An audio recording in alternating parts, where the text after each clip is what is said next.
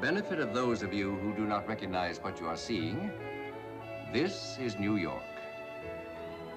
Beautiful from the air, isn't it? Beautiful and exciting.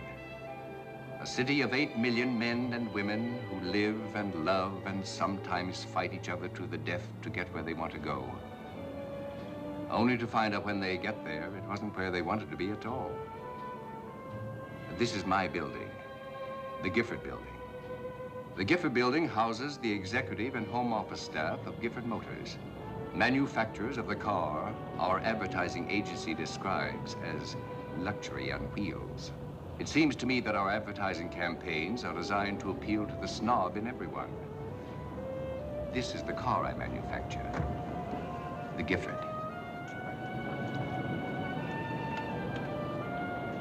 And here am I. My name is Gifford.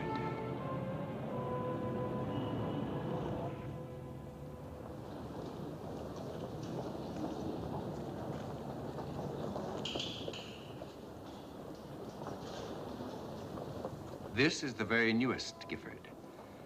As you see, it is a convertible. It has been designed to convert your bank account into our dividends.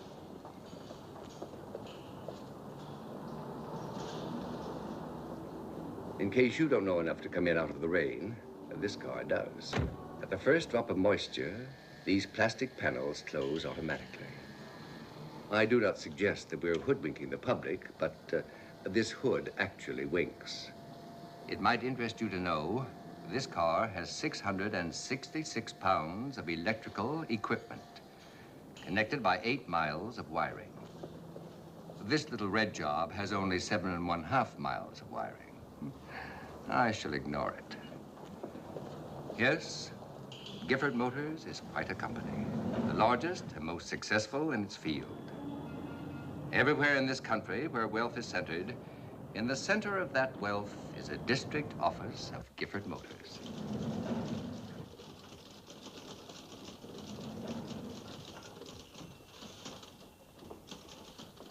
I inherited this highly profitable beehive from my father.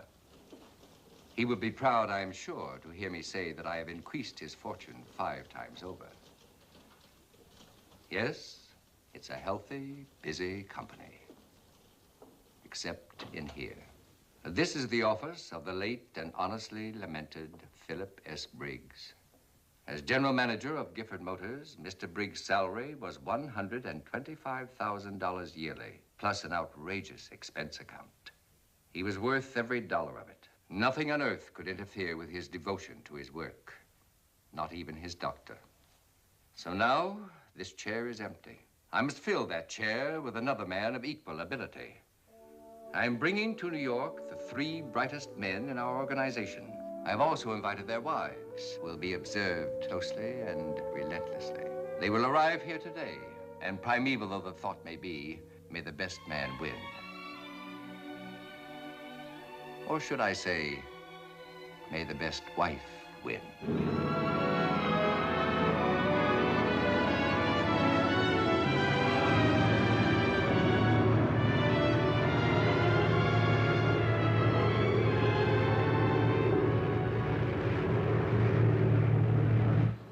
There's a chain. Yeah, it looks about the size of the one I gave Davy for Christmas. Yes. Now that you're in New York, you'll get a chance to play with it.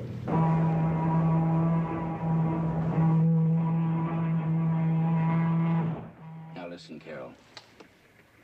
While you're in New York, you just be Mrs. Talbot. You let me handle this my own way, huh? All right. I like being Mrs. Talbot. Well, traffic's thickening up.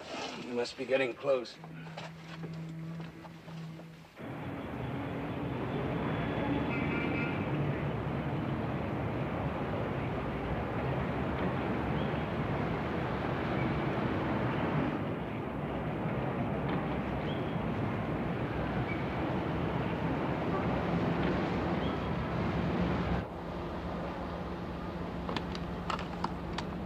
I can wait till we get to the hotel.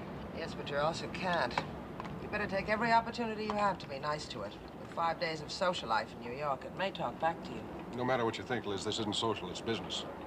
One of us is going to get that Briggs job. That's the reason Gifford invited us here, believe me. Have it your own way. I hereby nominate you for the rat race. Please, Liz, remember your promise, won't you? If Gifford knew we were separating... All right. I'll play the loving wife. I can remember the part. You were pretty good at it when you first started playing it. That was when I was your only wife. Before you decided you preferred to be married to your job. Is it such a crime to work hard, to have some ambition? If it means killing yourself, yes. Oh, Liz, I wish you wouldn't make so much of that. So I've got one small ulcer. It'll be over in a month. Mm-hmm. Look, Liz, we're coming back to New York. Where we met, where we got married. For 5 days, couldn't we just pretend that...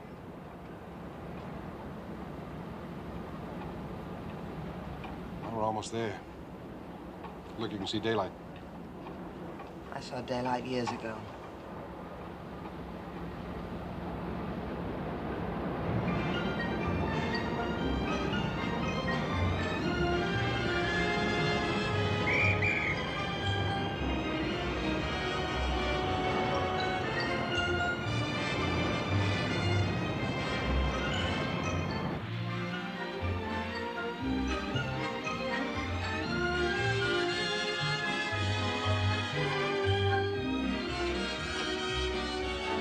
Good day, sir.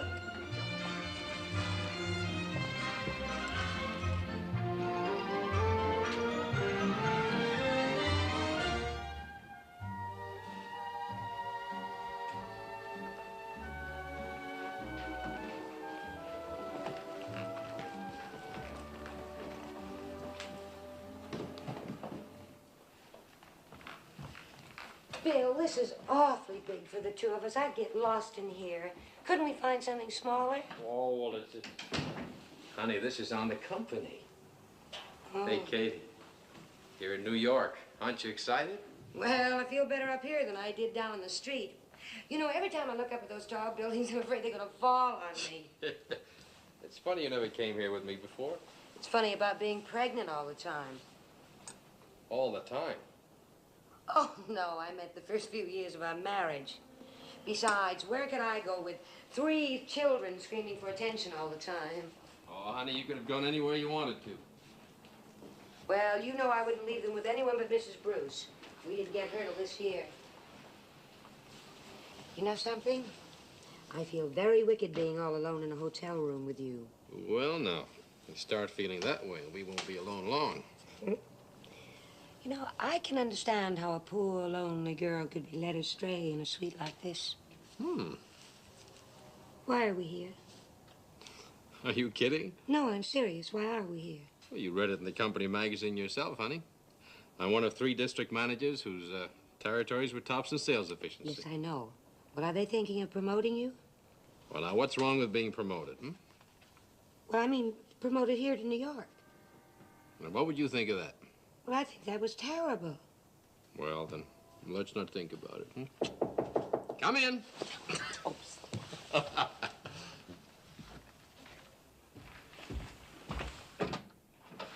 Mr. Baxter? That's right. Flowers for Mrs. Baxter. Oh, thank you.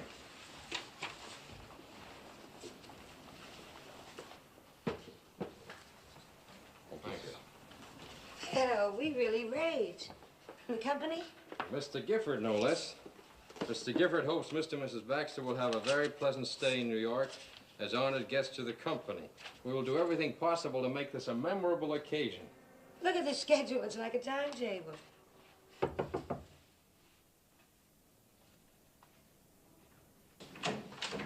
Mrs. Sidney Burns? Yes. Some flowers. Thank you.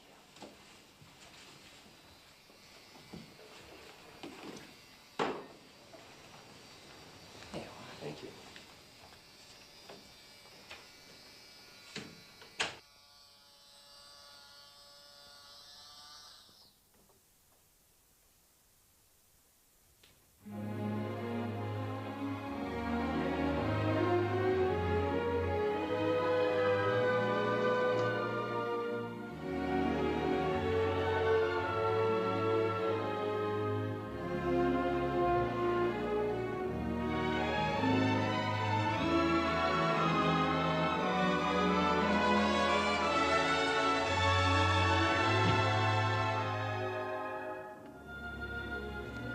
This is where I belong.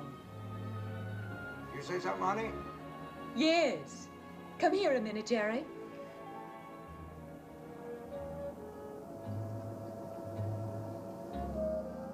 I said, this is where we belong. Now, look, Carol, don't build yourself up for a letdown. We don't know for sure that this 3-card Monte game is for that Briggs job. Well, I know. This is the first time the expense account has included the wives. They don't make a tycoon out of a man without being sure his wife will qualify as Mrs. Tycoon.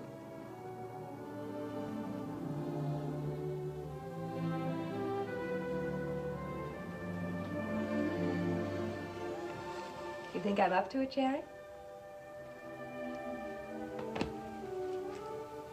I'm never quite sure what you're up to. Well, I'm up to here with ambition for my husband. You'd like to have me get that job, wouldn't you? Only if you want it. You've got to want things, Jerry.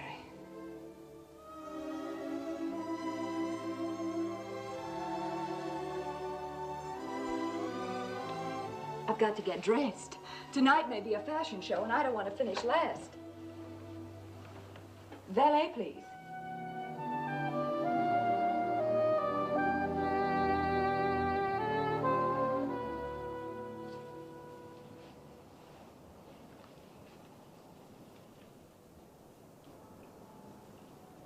Bill, Yeah?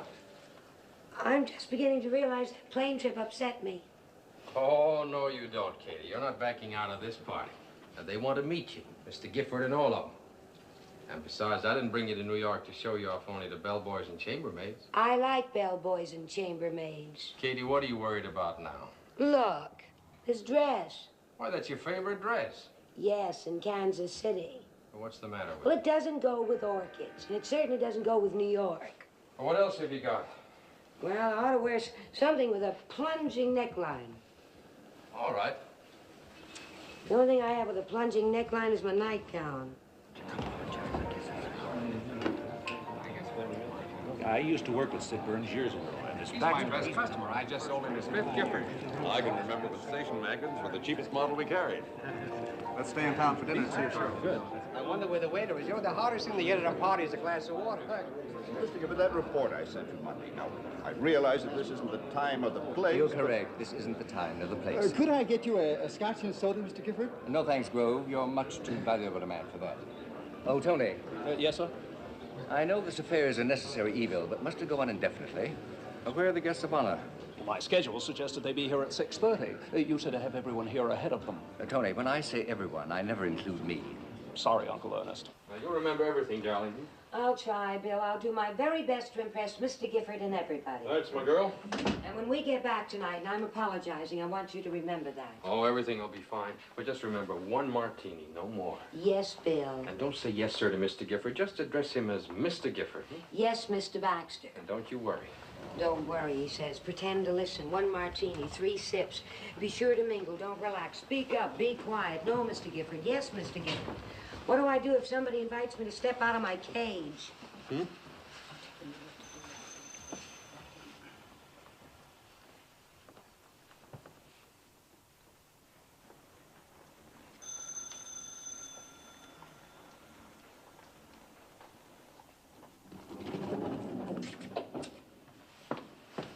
Oh, Jerry, I forgot something. I'll have to go back to the room. Oh, well, I'll wait here for you. No, you go ahead. I won't be a minute. You need the key.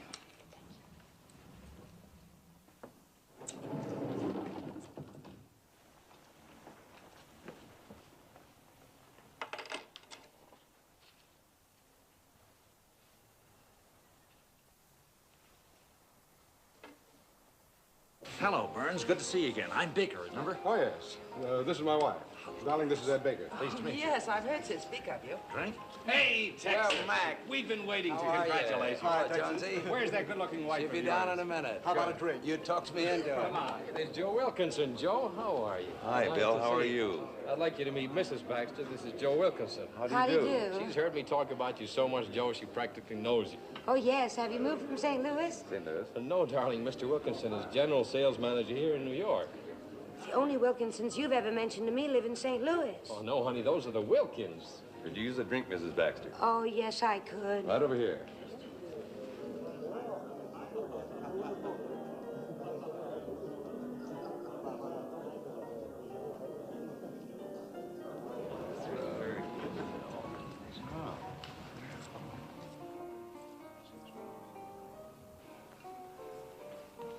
How do you do? I'm Tony Andrews. Oh, I'm Mrs. Talbot. I'm glad to see you. You'll be seeing a lot of me. Wherever you go and whatever you do in New York, I'll be along to pick up the tab. Well, I'll continue to be glad to see you. Sir, this is Mrs. Talbot. And I don't need to be told you're Mr. Gifford. You flatter me. I recognized you from your pictures. I make sure they flatter me, too. I'm sorry, honey, I didn't see you come in. You're the only one who didn't. Welcome to New York, Talbot. Hey, there's Mr. Gifford. Who's that with him? Oh, that must be Mrs. Talbot. The little Texas darling. How'd she get there? She let us run interference for her. I should say at the moment she's making a forward pass. I think I ought to say hello to Mr. Gifford. Well, so should I suppose. Go ahead, we'll be there in a minute. I've heard a lot about your husband. He's supposed to be one of the fastest men on the team. Thank you very much. I've heard some wonderful things about your husband, too. This is my third martini, do you mind? Oh, why should I mind? Well, Bill does. He never likes me to have more than one, but I'm scared stiff. So you're drinking yourself stiffer? Do I show it? Well, far be it from me to help the competition, but I'll let you in on an old trade secret. The minute a company wife takes her third jolt at one of these clam bakes, she's automatically classified as a dipsomaniac. Here, you better eat up. Thank you. I'm not going to try to match wits with you, Mr. Gifford. I'm just going to listen and relax. I must say you relax very effectively. I'm a firm believer in relaxation. That's why I surround myself with hard workers, such as your husband and... Oh, hello, Burns. Hello, Baxter. Hi, Mr. Gifford. Mrs. Talbot, may I present Mr. Burns? How do you do? Mrs. Talbot? And Mr. Baxter. How do you do? How do you do? And will you gentlemen please identify Mrs. Burns and Mrs. Baxter for me? This is Mrs. Burns. How do you do? How do you do, Mrs. Burns? No, you're Mrs. Baxter. Oh, yes, I'm Mrs. Baxter. Oh, yeah. How do you do? Then, you must be Mrs. Burns. Well, when I came in, I was Mrs. Burns. Mrs. Talbot, one of these ladies is Mrs. Burns and the other is Mrs. Baxter. We'll straighten it out later. Tony, come here. Yes, sir. Gentlemen. Gentlemen. Gentlemen, I wish to present you Mr. Talbot, Mr. Baxter, and Mr. Burns, who, as a reward for their accomplishments on behalf of Gifford Motors, have been brought to New York tax deductible.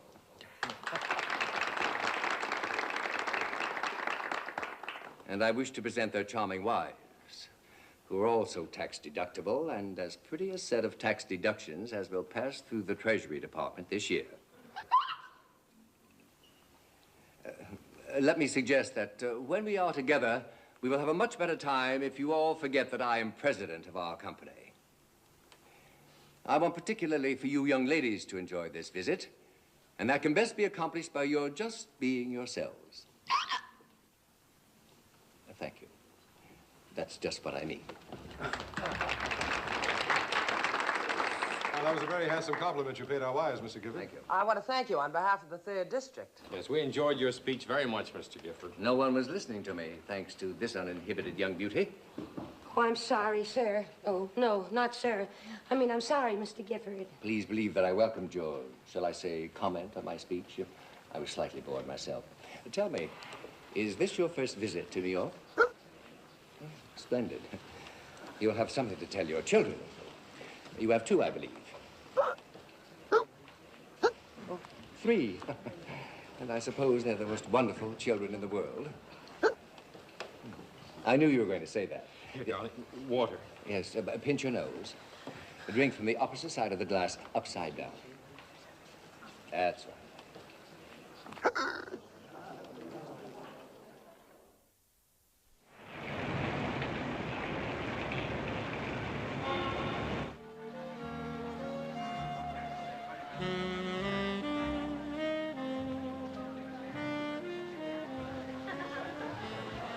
Do you dance?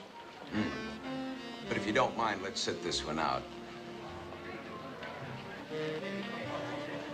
You know, I'm beginning to understand why your husband has been so successful. Some companies seem to regard the wives as liabilities. Some wives are. Only if they're married to the wrong man. Any man would be the wrong man for some wives. Then he would be the wrong man for that wife. I know we're dancing, but isn't our conversation getting somewhat circular?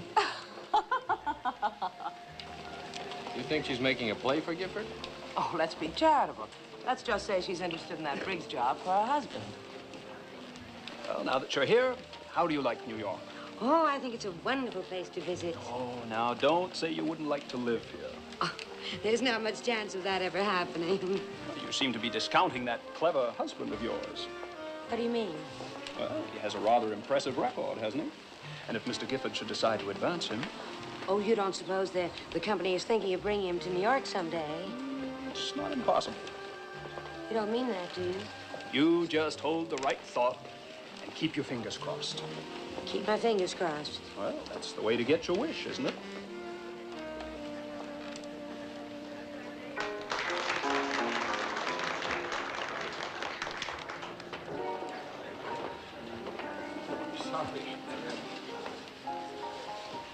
Talbot, your wife dances beautifully.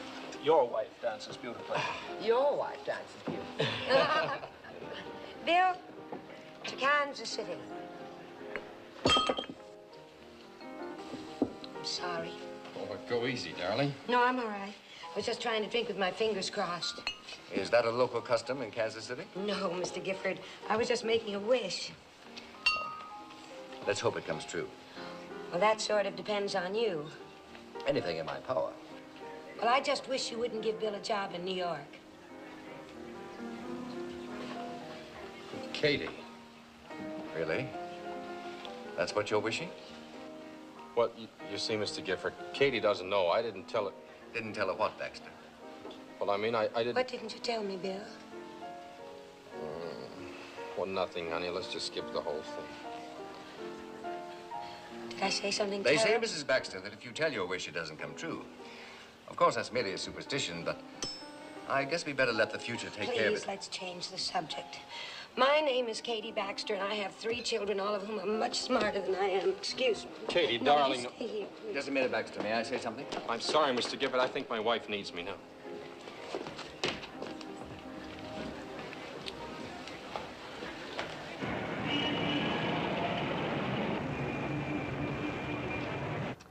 Oh, honey, you just can't depend on me. Well, that's just it. That's why you're so wonderful. That's one of the reasons I love you. You're completely unpredictable. You can't predict what I'll do, but you sure can predict I'll do it.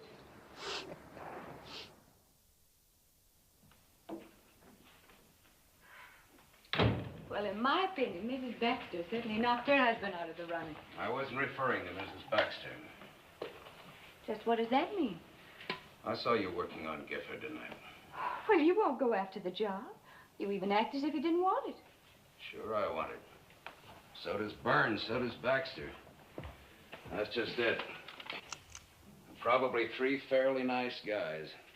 Under normal conditions, I'm sure we'd like each other very much. Now we've got to perform for the master.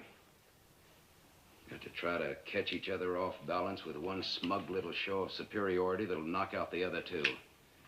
Why, this 3-ring circus? I don't care about the others. I was just trying to prove to Gifford that he wouldn't be making a mistake if he chose you. Carol, you let me prove that. But, darling, don't you see? If I did show him a little attention, it was only to encourage his interest in you for the job. Now, listen. I'll get to the top.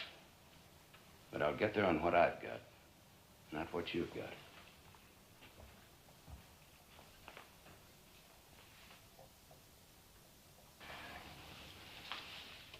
Liz, I want to thank you. You had me worried a couple of times, but all in all, you were a pretty swell wife tonight. Thanks. I'm sure you made Gifford believe it. Oh. You really did a solid job. Do you mind if I comment on your job? That Gifford seems to be a very sharp cookie, and he might notice that you're trying too hard. Just a little too hard. I'm trying too hard. What about the Talbot woman? You answered your own question. She's a woman. Prime Texas beef, with New York steaks in exactly the right places. What's that got to do with it? You'll find out. poor Katie Baxter. She just couldn't do anything right. Her husband is probably the best man for the job, too. Well, what about me? You'd do just as well for a while, till the job killed you. I like that, Bill Baxter. I like the way he left Gifford flat because his wife needed him. I bet they've worked it out so they're pretty happy. With him, it doesn't have to be all job and no family.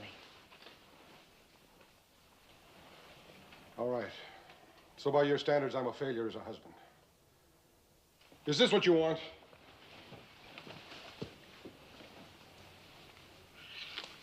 Get away from me. I'm sorry, Liz. So am I.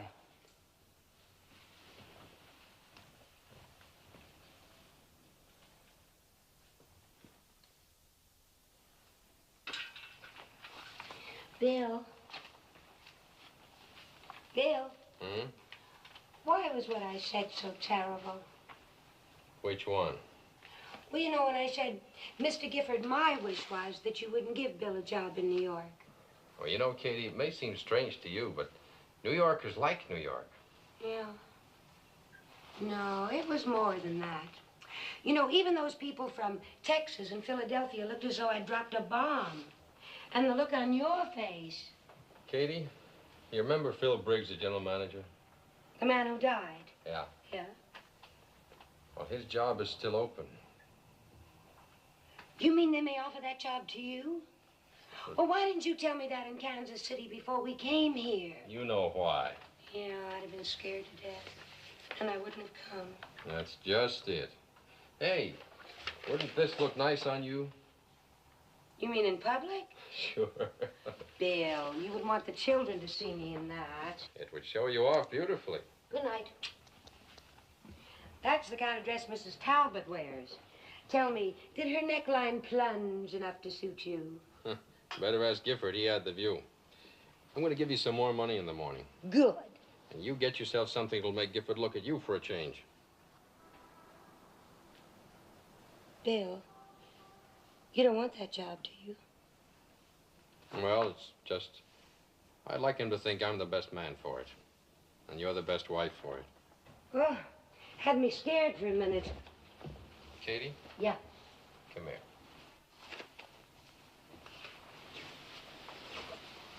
Now, let's get this straight here and now. I don't need the Briggs job to make me happy. But I do need you. Oh, Bill, do you know that's the first time in our lives you've ever said you need me? Just like a play I saw on television. No, 2 plays, the same night. I love you. And I love you.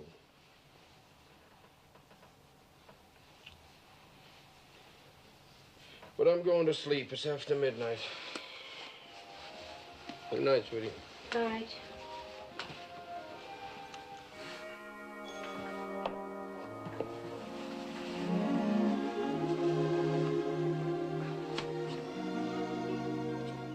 Of course, you're the best man for the job. And I'd like to see Mr. Gifford offer it to you. Oh? But I'm glad you want to stay in Kansas City. Oh.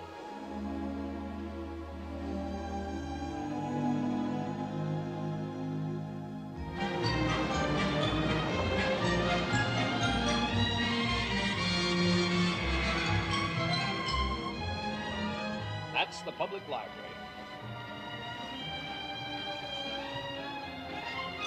Those lions look superior, don't they?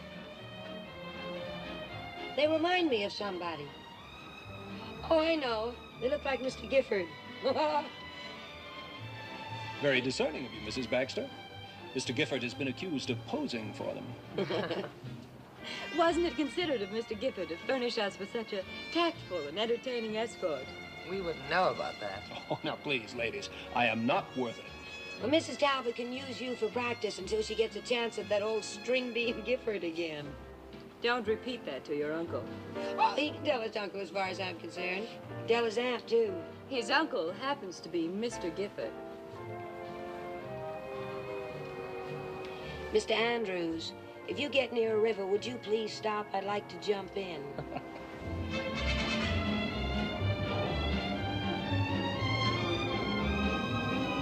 Katie, you're getting the roof of your mouth sunburned.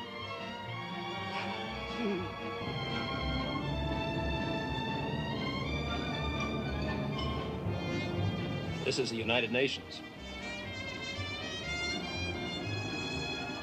Those are the flags of all the countries that belong to it.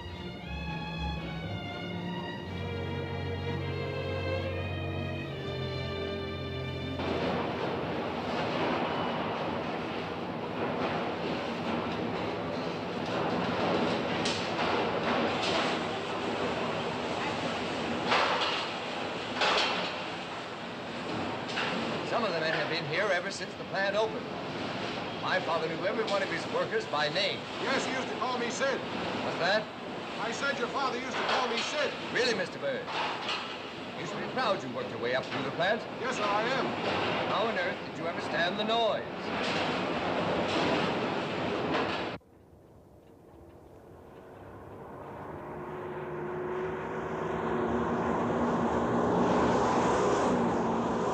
No matter how good the plans of the engineers look in blueprints, this is the final test.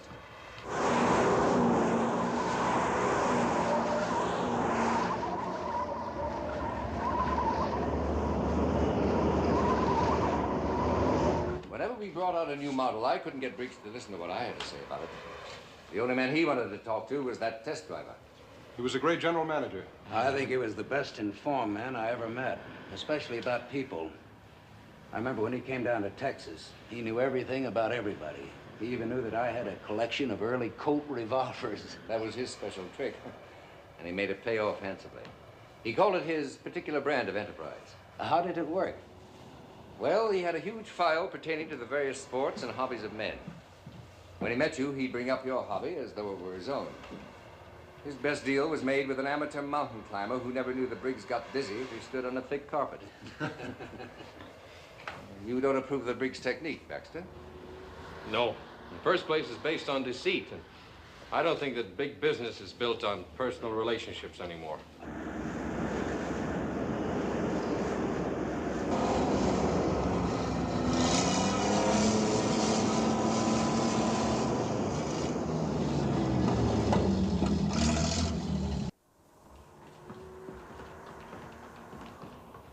This is where they dream up ideas for the car of the future. There's nothing about an automobile that we're not working on. Have any of you gentlemen ever thought of an improvement that would sell more Giffords than we're selling now? Well, if we could cross a Gifford with a helicopter, it might help solve the parking problem. We tried that once, but gave it up. But step over here, gentlemen. Oh, Jones. Johnson. Or is it Robinson? My name is Jablanovsky, Mr. Gifford. Oh, of course, yes, Jablanovsky. Show us what you're planning for us.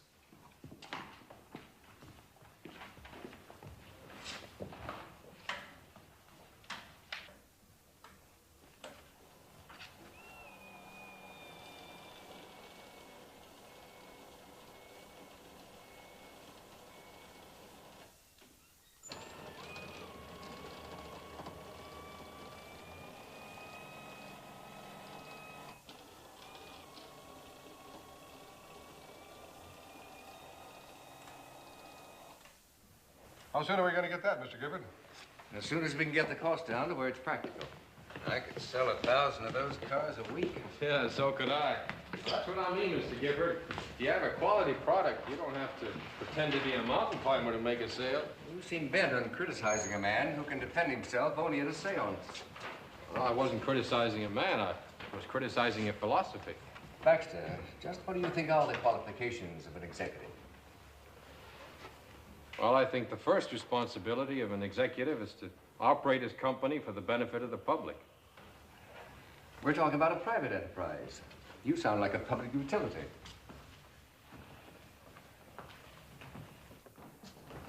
This is the room I've been looking for. Beautiful color combinations. I can understand why you brought us in here. Not at all. I've been looking for a place to sit down. You haven't had much to say, Talbot. You learn more listening. No, I've heard what Baxter said, what Burns said. Both made a lot of sense to me. I'd go along with both of them. Well, haven't you anything to contribute? Nothing I can be sure would be useful. Suppose you let me be the judge of that. Sit down, gentlemen. Well, I think any man in a top job has to have everything that Baxter and Burns mentioned, and a little extra. What extra? I wish I knew. Aren't you being somewhat cryptic? No, because I honestly don't know what it is, except that a big man who functions in a big job has to have it. Personally, I call it X plus. X plus? Yes, X because no one knows just what it is, and plus because it's a little more than the ordinary person has. And you can't define it? Well, it's that quality that makes a champion, a star, a leader, a great man. I think we all recognize it when we meet someone who has it. For example? Eisenhower has it. Churchill has it. All of the greats. Edison, Ford, Babe Ruth. Anyone who belongs at the top has some of it. How about yourself? Do you think you have it?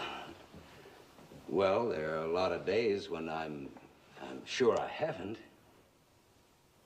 And then there are days when I'm positive I have. How can I be sure whether or not you have this X plus, Talbot? Or Baxter, or Burns? Mr. Gifford, if you have it, I think you'll know whether any of us have it or not. Possibly. Well, I feel I know all of you a little better now. This leaves me even more confused. Shall we go to lunch?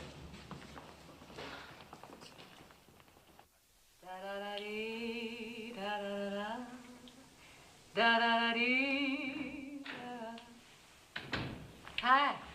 Hi. How'd you get along with Mr. Gifford? I haven't the slightest idea. You didn't say or do anything to offend him. I wouldn't know. What about the others? Oh, Burns delivered his pat little speech. But Baxter wouldn't guess him. He gave him an argument. I'll bet you made a wonderful impression. You know, I like that Baxter. I like the way he spoke up. Sure would be great to have an honest general manager with guts. That's why you should be general manager. Jerry, I have a confession to make. I fell in love today. How's that? I fell in love today. Desperately. Oh, with that young Mr. Andrews? No. With New York. Oh, Jerry, this is the most fabulous, exciting, thrilling city. Oh, we just have to be here. Oh, this is where all the most important people in the world are.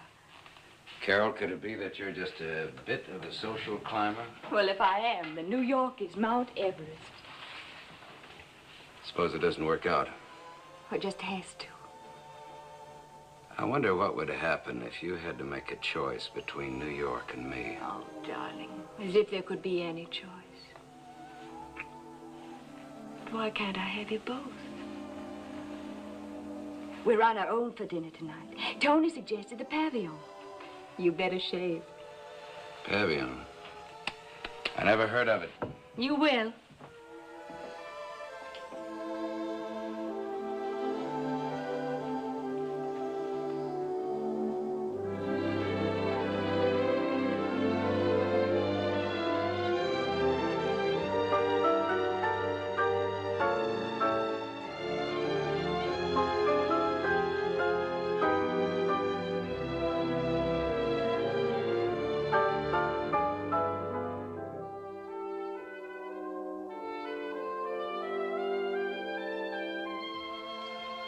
You know, Liz, I'd say I came out on top.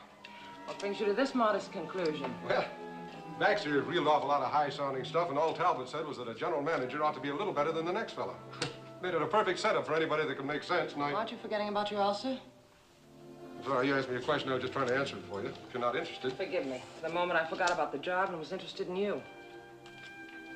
You think I'm a conceited heel, don't you? No. Well, I do. Now that I've thought about what I've been saying. How is your ulcer? Terrible. The food at the plant is cooked in steel pots for iron stomachs. But if you accomplish something for yourself, I guess the suffering is worth it. Sure. You're right, Liz. All in all, I'd say I had a very good day. I don't claim to be dazzling, Mr. Gifford, with my personality, but I'm getting someplace. Don't you think so? Oh, now, please, Liz, I'm not being conceited now. I'd like your honest opinion as an outsider. Sure. As an outsider, I can see you're getting someplace.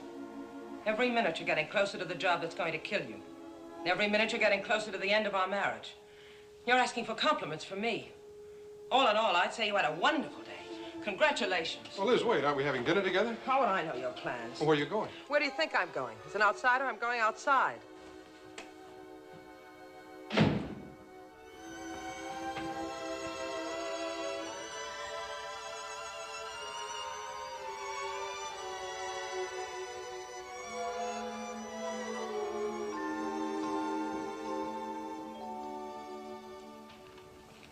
Where did I put the phone? Bill, when are you going to ask me? What about, honey? About this afternoon. I did it again. I made cracks about Mrs. Talbot and Mr. Gifford that weren't very nice. In fact, if anyone made them about me, I'd start swinging. And then I found out that Tony, sitting right there as big as life, is Mr. Gifford's nephew. I didn't know that either. Well, if you wanted Mr. Gifford to think that we're the best couple for the job, I proved to anyone who might have had the slightest doubt that as a candidate for Mrs. General Manager, I am positively not it. Well, darling, compared to me, you're a career diplomat. What'd you do? I spoke my mind. Good. I don't think Mr. Gifford liked what I said. Well, I think that's wonderful. At least he knows I'm no yes man. See? Not wanting the job, you could speak your mind. You could be perfectly honest. And I will bet you that he has more respect for you than he has for any of those other fellows. Yes, dear. And I will bet you... Oh, dear. What? You don't suppose he has so much respect for you he'd make you take the job? Darling, between the two of us, I think we can succeed in failing. Yeah, I think so. What's on the schedule for tonight? Hey, we're on our own. Oh, that is wonderful. I have a suggestion. Why don't we have dinner right here in the suite and call up Kansas City and talk to the children? Oh, great. Now, while I order dinner, you put on one of those New York gowns you bought today. Oh, I didn't buy one. But I promise you I will go out tomorrow and really shop for something. Well, you be sure you do. I will. Hey, listen, why don't you go shopping with that Mrs. Burns? She seems to have a pretty sharp eye for clothes.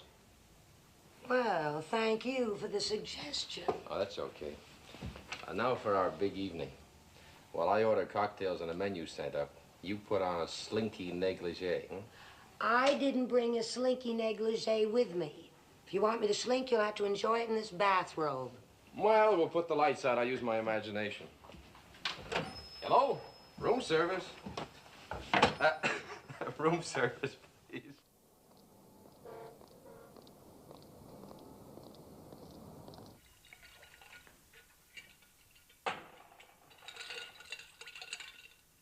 Will you join me, Mother? I have a guest coming. I'm going to wait for him. Oh? And who might that be? Someone I'm very fond of. I haven't seen him for a long time. Mother, that sounds very romantic. No, I'm related to him by marriage. My mother and father's marriage. It's your uncle. Oh. He must be coming to see me. He wants to know what I think of the three wives. Well, what did you think of them? Oh, strictly no contest. For a general manager's wife, one of them is so eminently suitable that... Don't mention the name of your choice, Tony. Oh. I don't wish to be prejudiced against her. Ernest, you look just as I remembered you. I hope it's no trouble my dropping in for a cocktail. And I will have a cocktail, Tony. It's no trouble. It's just a bit of a shock. Well, I was coming back from Long Island. While crossing the bridge, I happened to look down and see your house. Thought of you. Wait a minute, Ernest. That look you have. It isn't they came here for cocktails look. A very discerning woman, even in your riper years. Should I resent that for you, Mother? Down, boy. You know about the company's guests of honor?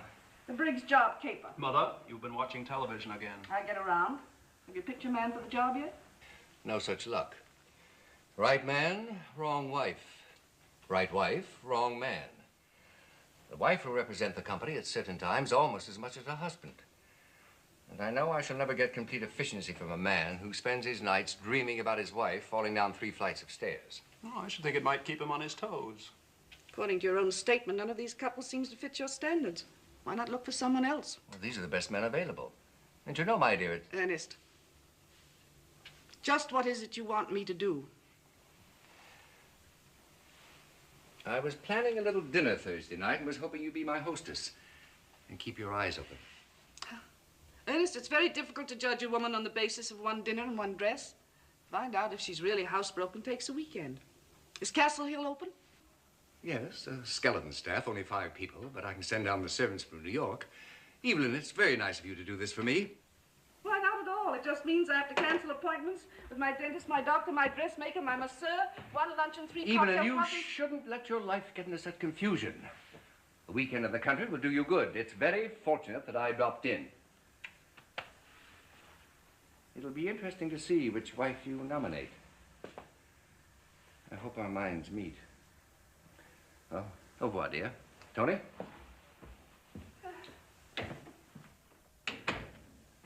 When it comes to women, I'm not sure Ernest thinks with his mind. There's one wife in particular.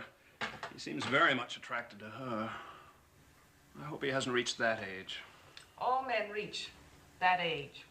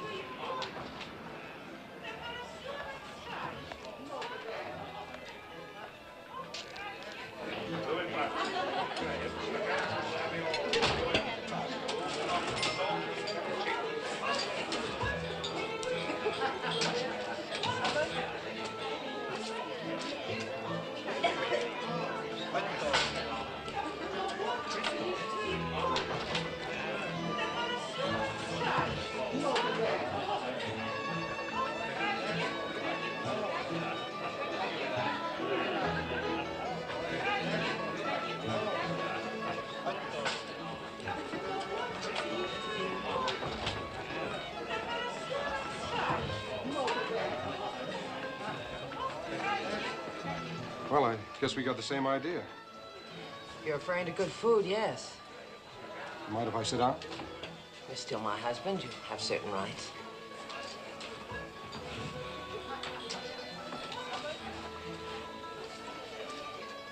The place hasn't changed much, has it? You haven't seen the menu. On your salary of 12 years ago, we'd be outside with our noses pressed against the window. Everything's gone up since then.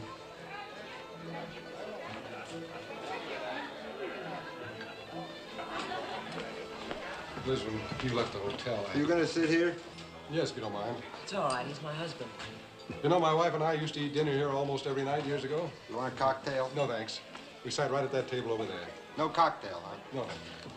Oh, say, there was a waiter here by the name of Tommaso. Is he still around? Yeah, he's the boss now. Is that right? I'd like to talk to him. I'll tell him. Thanks. No cocktail, huh? No. Well, Liz, we had some wonderful times here, didn't we? Yeah. Great times. What happened to us? We got married. No, I don't mean that. Do you wish to see me? Well, Hello. I hardly recognized you. Food's too good. How are you? You haven't been in lately. Well, it's been about 12 years. Why not? We're living in Philadelphia now. We're married. To each other. Well, I remember you was married here, right at that table. We had our wedding dinner there. Liz, have you ordered yet? No. Why don't we have that same dinner tonight? You remember, Tommaso was $1.25 dinner, red ink included. Sure, same dinner, exact, right here. $4.50, wine extra. Giovanni, 2 pranzi, un spaghetti, un ravioli, 2 antipasti, uno con doppio di pepperoncini. Okay. Hey, how many kids you got? 2. What's the matter? Yeah, we're not complaining. Maybe this is going to give you ideas. A toast. To love. To love. Ah, here we are. Just like our wedding night. You see? I remember. Double order of peppers for you. Thanks, Tommaso. I'm going to serve you myself now. You take the spaghetti and you take the ravioli. No, Tommaso, it's just the other way around. Of course. What's the matter with me? Coming right up. Sid, you can't eat that. Oh, I guess you're right. 12 years ago, I could eat it. 12 years ago, I was at the bottom of the ladder and on top of the world. I didn't know when I was well off. You still don't. Liz, I was so miserable and lonely after you left the hotel. Then I thought about Tony's, and I guess I came here to feel sorry for myself. What brought you here? What brings people back to the place where they were happy, or murderers back to the scene of their crime? You explain it. I don't expect you to believe this, but I love you very much.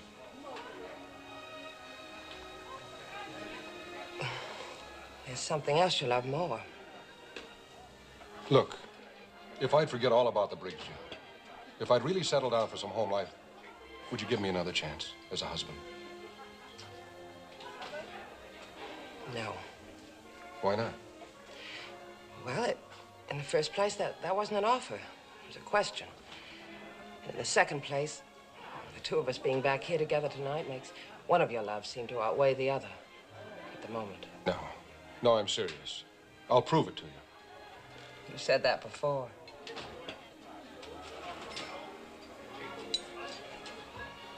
Well, doggone it, this is our wedding dinner anniversary, and I'm going to celebrate it.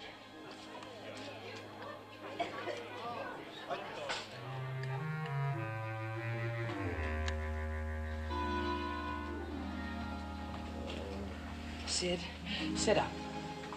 Murder. Just murder. You knew this was going to happen. Why did you have to eat that Italian dynamite? I'm not complaining.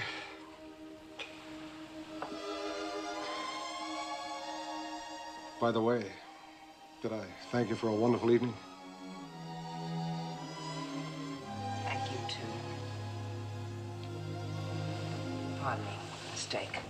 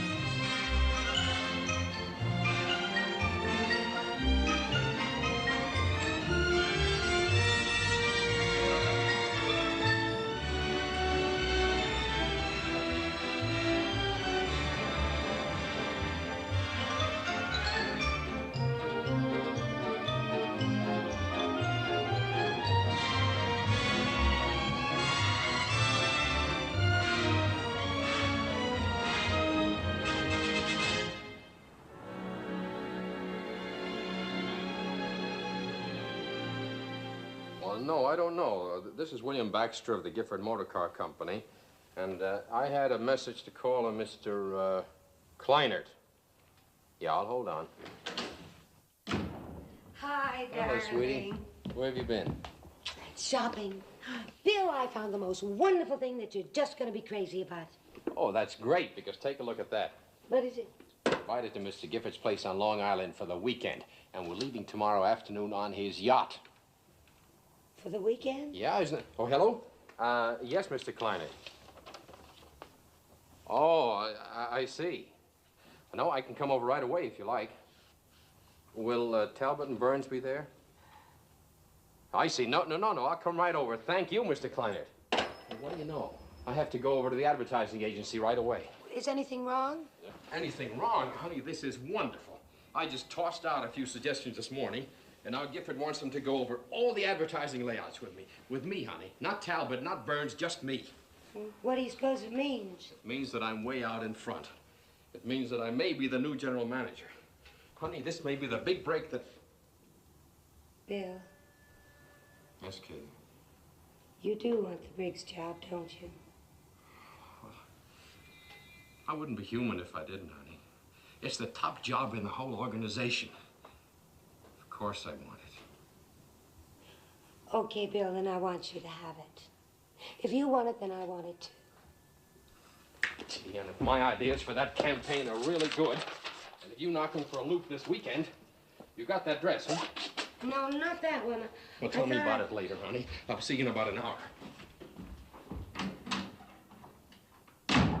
Bill! Hey, Bill! You forgot something. What? Good luck. Hi. Whatever it is, good luck from me, too. Liz, have you heard about the weekend? Yeah, I didn't expect to have that thrown at me. I had to go out and buy some clothes. What'd you get? An evening gown, a little cocktail outfit. Oh, I did something terrible. Like what? Well, Bill gave me money to buy some clothes, and I practically spent it all. What did you get? A very expensive barbecue. Katie, they're not wearing barbecues this season. Well, it's something he's always wanted and said he couldn't afford. What an idiotic, wonderful thing to do. Bill thinks I bought something sensational for the trip, you know, with Mr. Gifford. And what I want to talk to you about is, you see, Bill suggested that I ask you to help me to shop. Why me? Well, he said you have a very sharp eye for clothes. That's a compliment that husbands seem to pay all wives but their own. Yeah.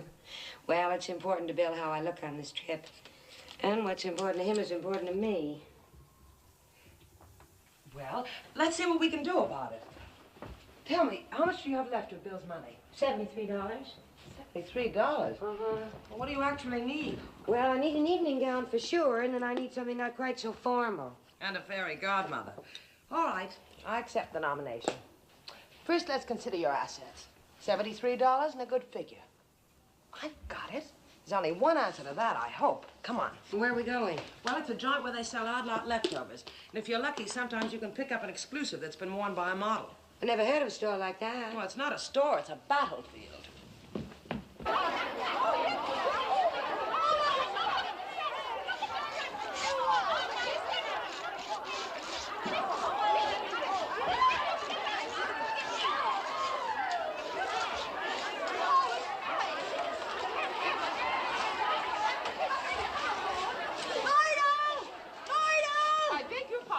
I just took this off the rack. You did, hey? Well, I have my hands on this don't first. wish to argue, but you know it. I warn you, keep your hands off of this dress. Oh, shut your mouth. Mother, this is just what we're looking for. Oh, good. What size is it? 1/8, just right. Did you see the new rack they just brought in? Oh!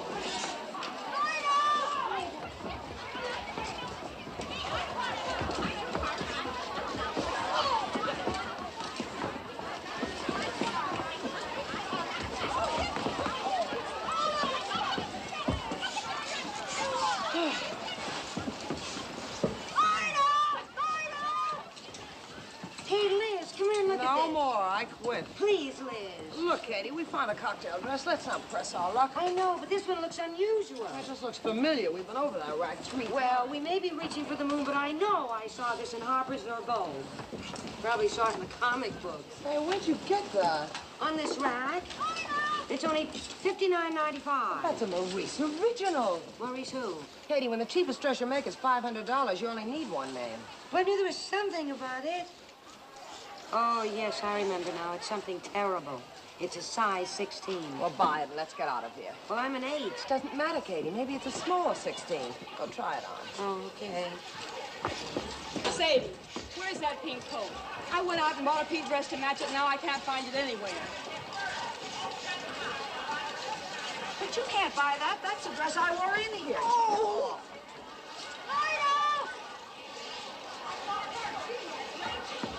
Look, oh, sorry.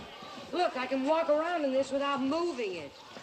It's no use, Liz. They don't make alterations. All right, I'll confess. In my glamorous past, I was a fitter at Macy's. I make alterations. You know, I think you're the most wonderful person I've ever known. Is this where you got your dresses for the weekend party? No. Why not? I haven't got the brains to do this for myself. Come on, let's give him the money and get out of here. Okay.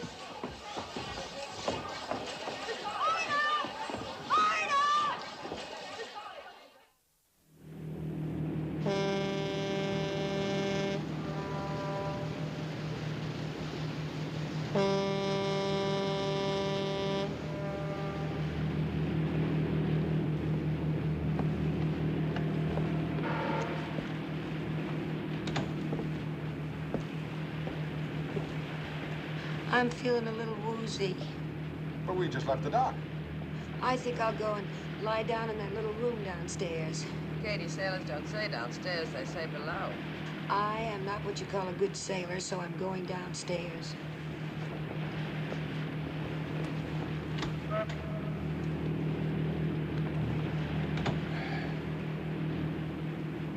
You know something, Liz? No pain. Good. You had enough the other night to last a month. Yeah. I think the main reason is that I've quit worrying. As far as I'm concerned, that Briggs job can go jump. You still don't believe me, do you? Well, you haven't said anything to Mr. Gifford yet. Well, I don't have to. Just by not trying, I can eliminate myself. That way I won't offend him. You mean it would offend him if you told him your health wouldn't permit you to take the job? Well, he might not believe it. Think I was a quitter. I don't want to lose what I've got.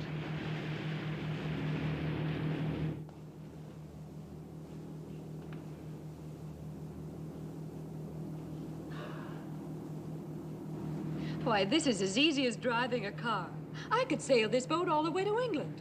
We won't try for England this afternoon.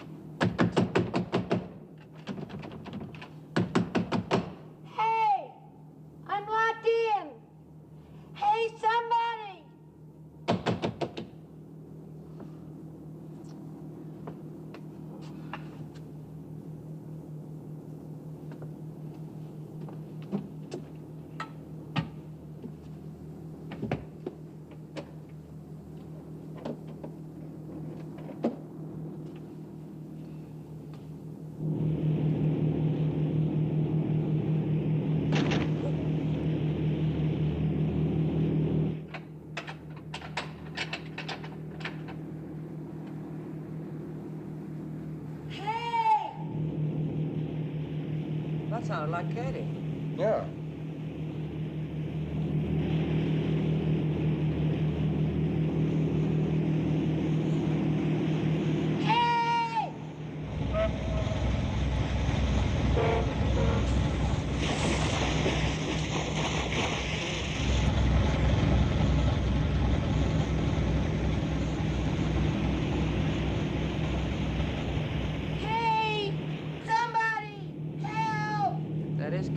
I better go look for her.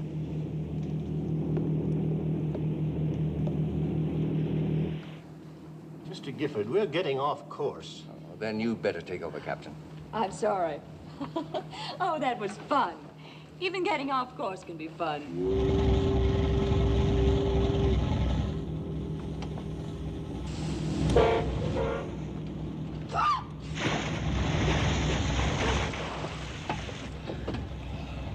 Well, glad you got here before I drowned. You managed to get into more trouble.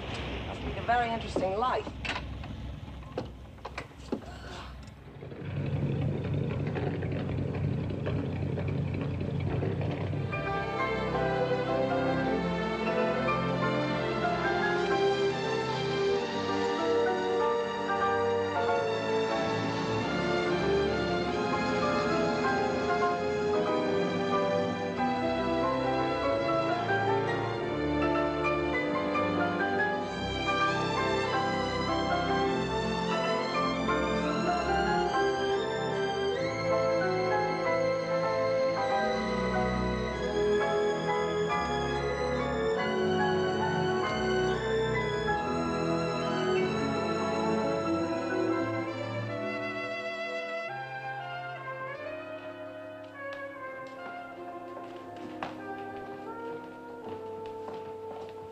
Oh, there you are, Evelyn. I heard you drive up. I'm glad you're here. This is your hostess, Mrs. Andrews. My sister, Tony's mother. Ernest, don't explain me. Just introduce me. Mr. and Mrs. Baxter from Kansas City. How do you do? Kansas City. How nice. And Mrs. Burns from Philadelphia. I love Philadelphia. How do you do? And Mr. and Mrs. Talbot. How do you do? From Texas, ma'am. Dallas. I knew Texas would speak for itself. I believe we've met.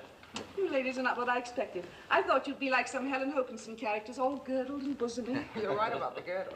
I planned some tea for us girls. We dine rather late here. But first, let me show you to your rooms. You must want to freshen up. You gentlemen must want to freshen up, too. I'll show you to the bar.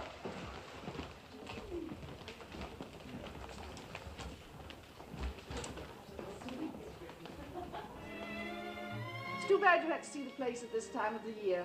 In the spring, the gardens are all pink and white and frivolous. Oh, I think it's just beautiful now. Trip down was perfect. A little perilous for Katie. Mrs. Baxter, I can't keep my eyes off that dress. Did you bring that from Kansas City? Oh, no, I bought this in New York. Really? Where? You wouldn't believe It's this. a Bonwit exclusive. Oh, Bonwit's. Well, I didn't get it at Bonwit's. Mrs. Burns knew that. I've been admiring your dress, Mrs. Andrews. Italian, isn't it? Yes. You were just going to tell me. Oh, well, this is a place where they sell dresses that models have worn. You'd be surprised at the What prices. surprises me is you having the courage to do a thing like that. We're all so snobbish about clothes. Mrs. Burns, would you take me there sometime? Mrs. Andrews, you're the most. Oh, what does that mean? Oh, that means you're not a bit like Mr. Gifford. I wonder what's keeping Mrs. Talbot.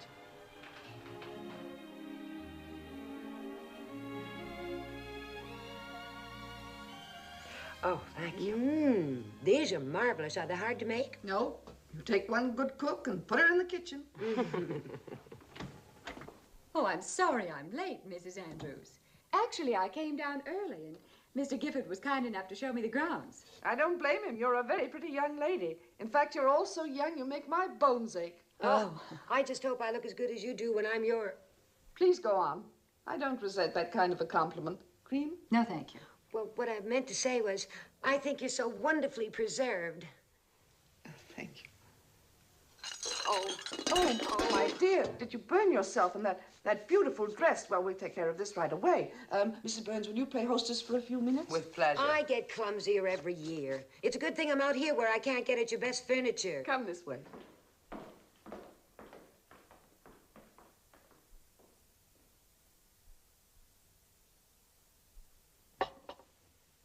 Isn't it a shame that Katie spilled tea on her dress? A shame, but not a surprise. What I meant was, she's upstairs getting chummy with Mr. Gifford's sister. Should that concern us?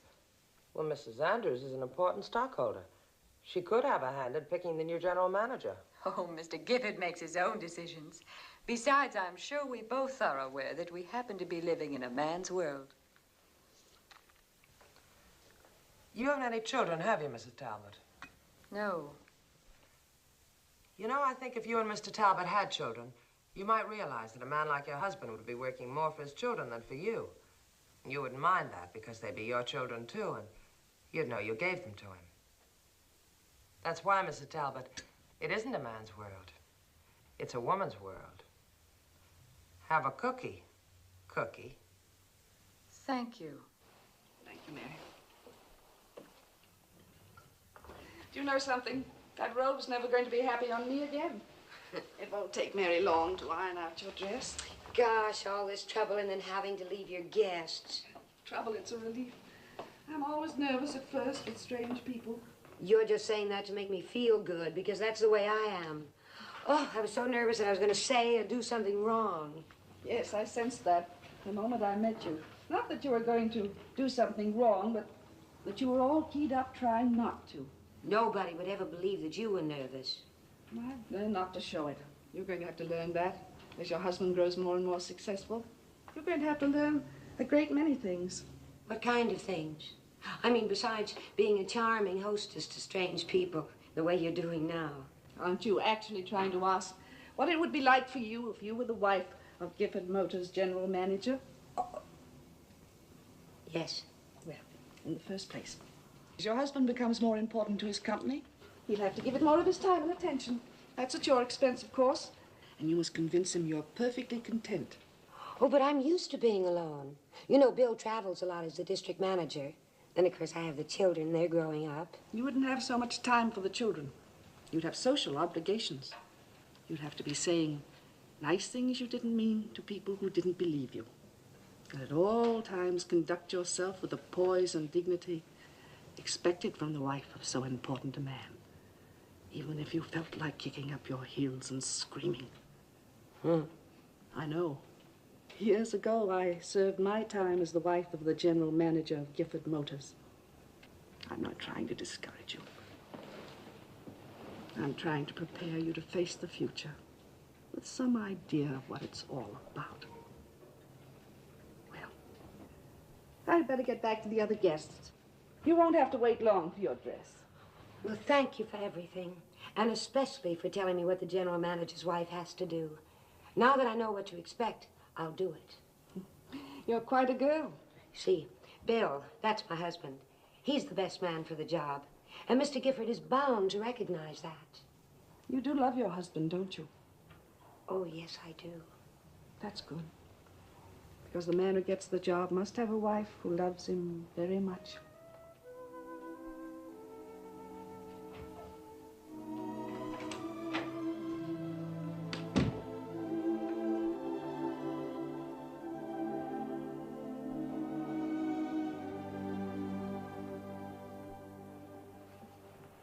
Everything on this wall was shot by my grandfather. He hunted in the West when the West was still wild. These are things shot by my father. He went to Africa with Roosevelt. That would be Roosevelt the first, in 1909. I think you gentlemen will find this a very interesting collection. These are specimens from all over the world.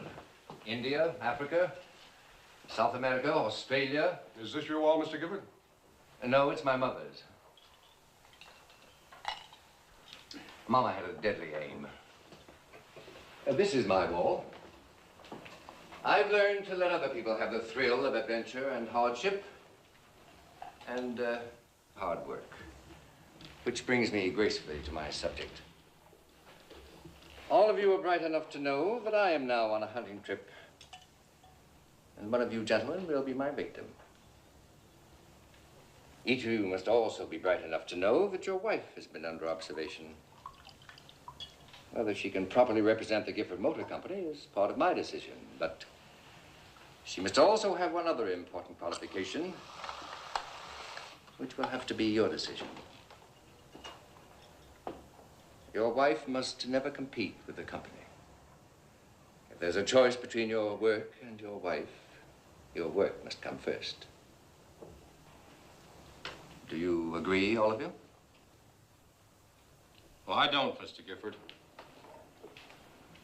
If a man's job and his home life interfere with each other, there's something wrong with the man. Or the wife? Oh, possibly, but if you'd expect me to marry my job at the expense of my legal wife, I'm not your man. Well, I appreciate your frankness, Baxter. How about you, Talbot? Mr. Gifford, I didn't come here to ask for this job. I'm not asking for it now. Mrs. Talbot and I were invited to New York so you could look us over. You've been looking us over. You mentioned a certain condition for this job. I have one too. Regardless of Mrs. Talbot, if I don't qualify for this job personally, then I don't want it. Burns, under the conditions I've outlined, do you think you could handle this job? Handle it? Mr. Gifford, I'd give my eye teeth for the chance. Ernest, aren't you men dressing for dinner? Of course. We dine at 8. You'll have my decision after dinner. Gentlemen? We're going to serve cocktails, and I hope we'll be down in about half an hour. We have an excellent cook.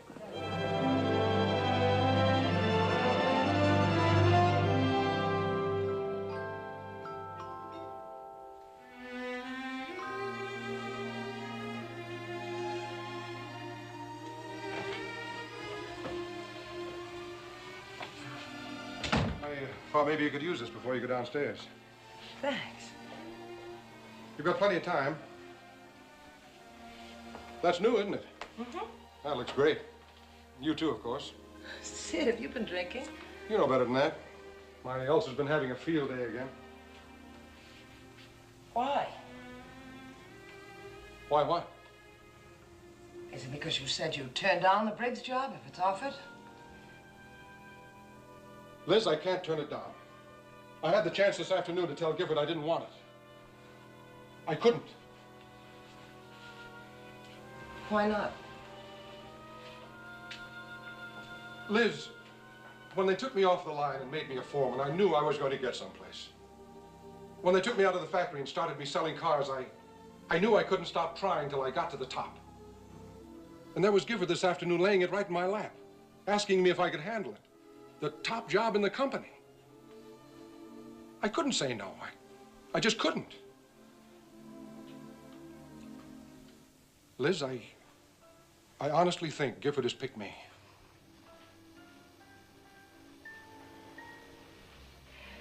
Well, congratulations.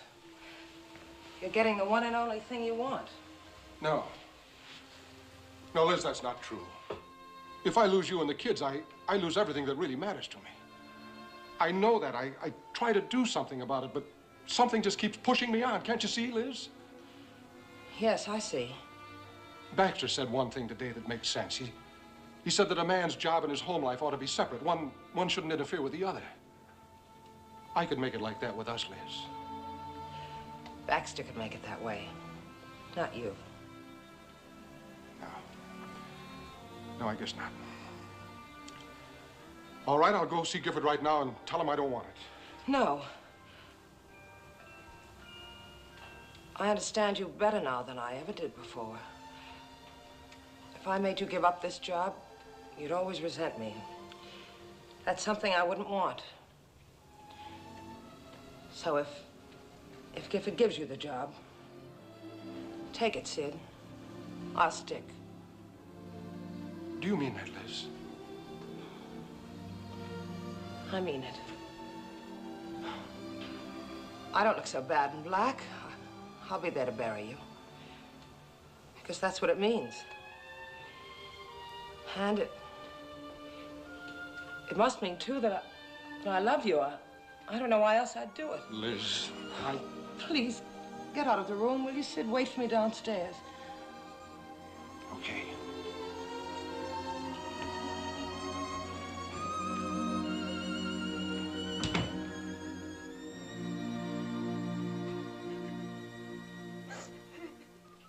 Hey, Katie, darling, I've got to shave. Come on, aren't you ready yet? Just about. Close your eyes. Okay, come out, wherever you are.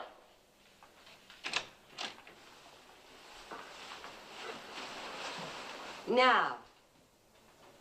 Katie, you're beautiful. Honey, you're absolutely beautiful. What a gown. But do you suppose I can get Mr. Gifford to unglue his eyes from Mrs. Talbot? If you do, I'll break his jaw. Bill, would it come as a terrible shock to you if I turned out to be smart? Katie, what have you done now? Well, this afternoon I spilled a whole cup of tea all over myself. Oh, that's all. This time I did it on purpose. Why did you do that? Well, I wanted a chance to talk to Mr. Gifford's sister, and it worked.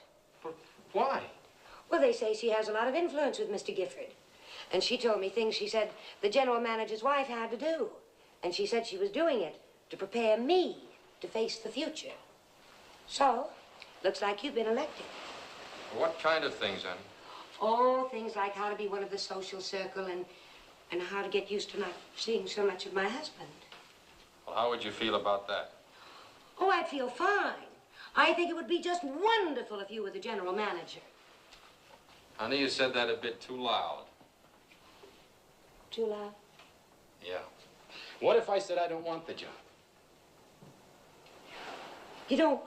Well, oh, Bill, anything you want. I mean, anything you don't want if you really don't want it. Katie, darling, listen. For 2 hours, we've been finding out the lowdown on what this job really means. And right now, boy, Kansas City looks good to me. Oh, I've never been so homesick for any place in my whole life. Well, I've got to get ready. Oh, Bill, if Mr. Gifford did give you the job, could you turn it down? Well, I don't know. I'd feel pretty silly after all I said about how I run things, but I haven't got it yet, and I believe in his good judgment.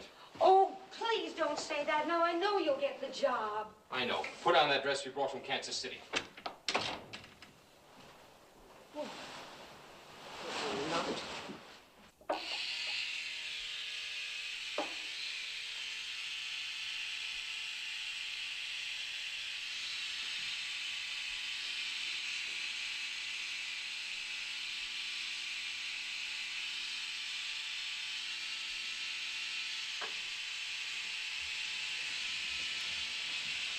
He must have said something. What? I said he must have said something. Oh, same thing he's been saying ever since we got to New York. He likes to watch people squirm.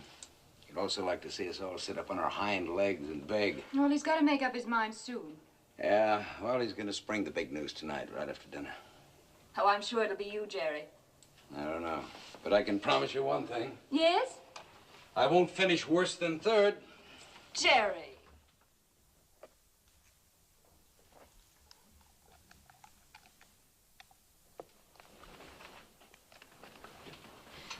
Jerry, do you mind if I go down ahead of you? I need a cocktail. No, go right ahead.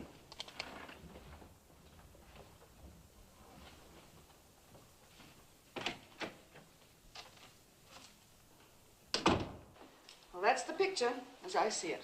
As usual, my dear, you see things very clearly. I must do something if I can. Come in. I can. I'm sorry. I was told you'd be alone, Mr. Gifford. He's going to be. Please come in. Shall I send in cocktails? Never mind, Evelyn. We'll join you presently. I wanted to speak to you. You're looking lovely, as usual. Thank you. Jerry tells me you're announcing your choice tonight. Yes, that is my unpleasant duty. Unpleasant. I have to disappoint two excellent men. I came here to talk to you about Jerry. As you may have noticed, he's an extremely modest man. I don't consider that a weakness. I do wish he'd try to sell himself more. Sometimes I have to do it for him.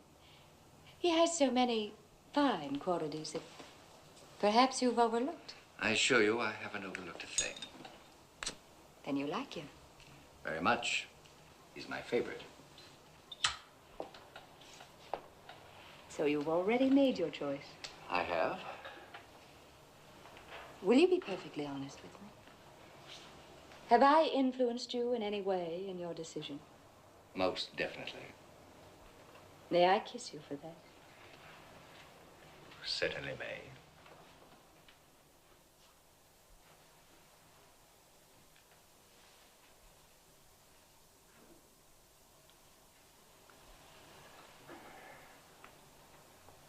I'm very grateful to you, Mr. Gifford. And I'm sure there'll be many opportunities for me to prove that to you. But why should you be grateful to me? Because you told me you'd selected Jerry. I said no such thing. But you led me to believe I'm that... sorry, Mrs. Talbot. You led yourself to believe.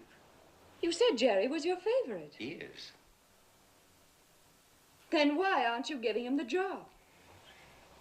Mrs. Talbot, I've studied your husband much more carefully than I have either of the others. In spite of his great talent, he has a certain handicap, and this handicap will not permit him to give his best to his work. What handicap? The fact that he won't try to sell himself, that he isn't aggressive enough? I don't wish to be too specific. Except to say definitely that Jerry is out. I'm sorry. Thank you for telling me, Mr. Gifford.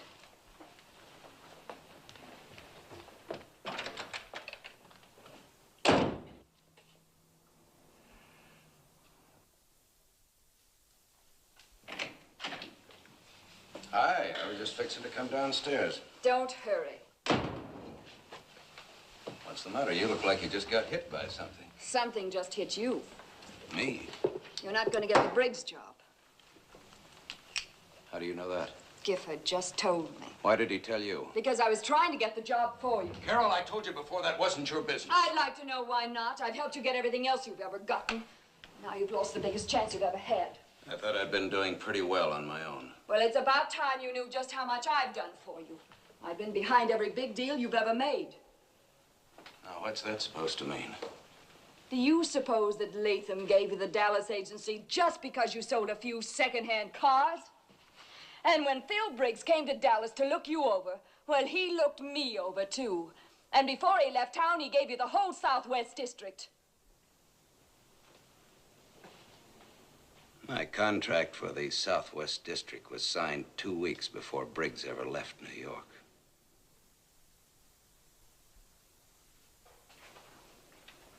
So your hospitality to Mr. Briggs was just a little wasted. I don't believe you. Briggs must have had quite a laugh at you. And at me. Well, thank God Gifford is too big a man to make that kind of a deal.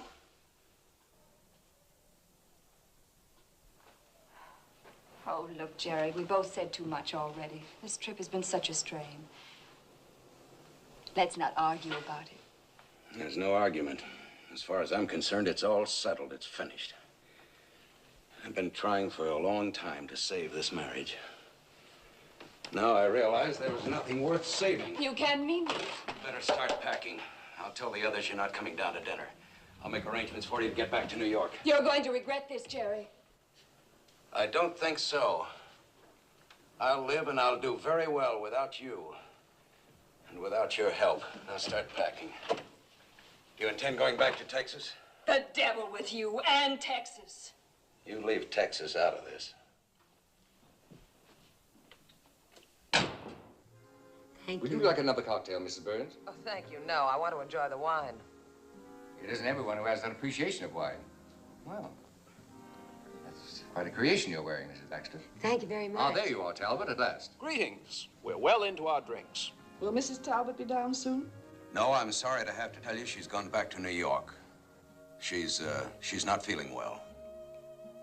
I do hope it isn't anything serious. No, it's nothing to worry about. She has a special medicine, but unfortunately, she left it at the hotel. Will she return? No. Tony. Yes, sir? Tony, remind me to send flowers to Mrs. Talbot in the morning. That won't be necessary, Mr. Gifford. No? I guess it won't. Thank you. To a long and happy life.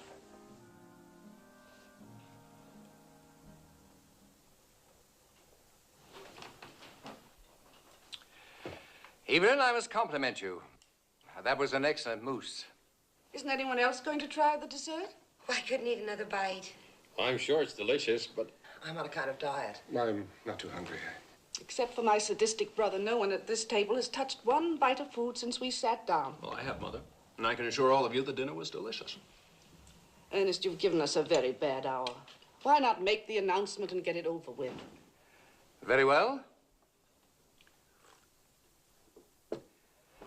I'd like, if I may, to begin with a slight resume of the three gentlemen involved. Baxter, Burns, Talbot. Whether you're the choice or not, be assured that I have a high regard for all of you, and I'd hate to face the task of finding men who could replace you. Ernest, get on with it. All right, Evelyn.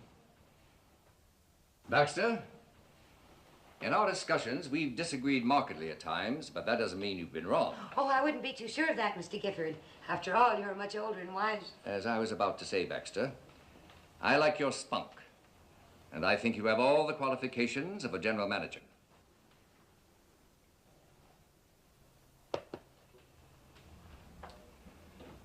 Burns, you're the type of man a company can point to with pride, up from the ranks and mastering every job we've given you.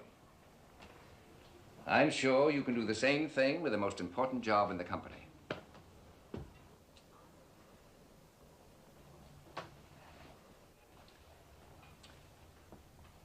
Talbot, I think you have that X plus that makes a big man big. But there was something that made me doubt that you could ever function successfully as a general manager. A handicap. And frankly, it made me decide against you. I was convinced that you were not aware of this handicap, and I wanted to call it to your attention. An opportunity came my way that gave me a chance to do so. I can only guess at the results, but this much I know. That suddenly you did become aware of it and have the courage to get rid of it. And just as suddenly, I'd found my new general manager. Congratulations. Oh. I can't tell you what surprise this is. Liz, I prayed I wouldn't get it. I honestly prayed. Oh, when he put his hand on you, my heart stopped beating. I told you he was a smart cookie. Isn't anyone going to congratulate the winner? I'm so happy for you. Yes. Thank you. Congratulations. Let me know when I can be of Thank any you help. very much. This is fine with me. I'm not demanding a recount. I think Mr. Gifford's to be congratulated, too. Thank you.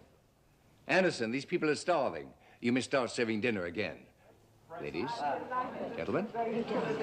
You must be very happy. Jerry, you sit here. This is like a start. Boy, what a relief.